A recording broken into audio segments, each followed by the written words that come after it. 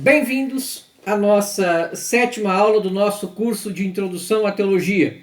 Nós estamos estudando, então, a parte da existência de Deus, a existência de Deus 3, e estamos na nossa segunda aula sobre a primeira prova da existência de Deus da primeira via. Continuando a leitura da Suma contra os Gentios. A segunda proposição nos motores e movidos: não é possível proceder ao infinito. Prova-se com 3 razões. A primeira razão é: se procede ao infinito nos motores e movidos, é necessário que todos esses infinitos sejam corpos, porque, como prova o livro 6º da Física de Aristóteles, tudo que se move é divisível e corpo. Ora, todo corpo que move, ao mover-se, é movido ao mesmo tempo em que move. Logo, todos esses infinitos se movem simultaneamente quando um deles se move. Ora, este, como é finito, se move em tempo infinito. Logo, todos aqueles infinitos se movem em tempo finito. Isto é impossível. Portanto, é impossível que nos motores e movidos se proceda ao infinito. Que seja impossível que estes infinitos movam em tempo finito, se prova deste modo: é necessário que o que move e o que é movido sejam simultâneos, como se prova induzindo o movimento em cada uma das espécies de infinito. Ora, os corpos não podem existir simultaneamente, se não é por continuidade ou por contiguidade. Logo, como todos os motores e movidos são corpos, como já se provou, é necessário que sejam como um só móvel por continuidade ou contiguidade. E assim um infinito se move em tempo finito, o que é impossível, como se prova no livro 6 da Física de Aristóteles. A segunda razão para provar é a seguinte: nos motores e movidos que estão em ordem, isto é, um dos quais é movido pelo outro ordenadamente, é necessário acontecer que, removido o primeiro motor ou cessando em seu movimento, nenhum dos outros moverá nem será movido, porque o primeiro é causa do movimento de todos os demais. Ora, se estes motores e movidos ordenados existissem ao infinito, não haveria um primeiro motor, pois todos seriam como motores intermediários. Logo, nenhum deles poderia mover-se e assim nada se moveria no mundo. A terceira prova volta ao mesmo, embora alterando a ordem, isto é, começando pelo superior, e é assim: o que move instrumentalmente não pode mover, se não há algo que mova como principal.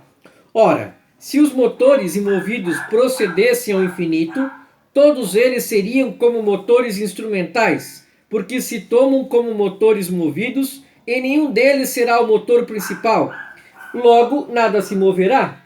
Deste modo, fica clara a prova das duas proposições supostas na primeira via de demonstração, pela qual Aristóteles prova que existe um primeiro motor imóvel.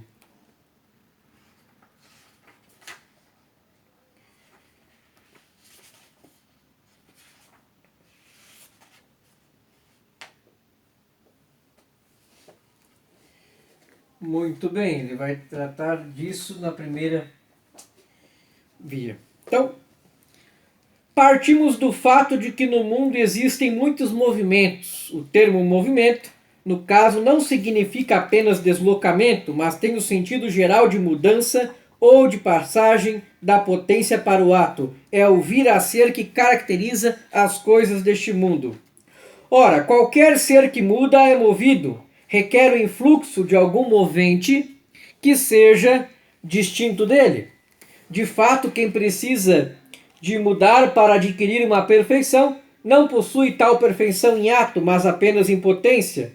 Por outro lado, mover é comunicar, dar, e para poder dar uma perfeição é preciso já tê-la em ato, pois ninguém dá o que não tem. Por conseguinte, para que alguma coisa se mova ou mude, deve receber algo que ela não tem, de outro ser, que chamamos movente, porque ninguém dá a si mesmo o que ele não possui. Na série de movidos moventes, não é possível proceder ao infinito, Portanto, deve haver um primeiro movente que não seja movido por outrem, mas que tem em si mesmo a razão de ser do seu movimento. É o primeiro movente móvel, absoluto ou Deus. Movido, movido, movente, movido, movente, movido, movente, vai chegar até em Deus, movente não movido. Detenhamos, então, um pouco nessa proposição C, em que fala na série de movidos moventes, não é possível proceder ao infinito. Proceder ao infinito significa retroceder sem fim.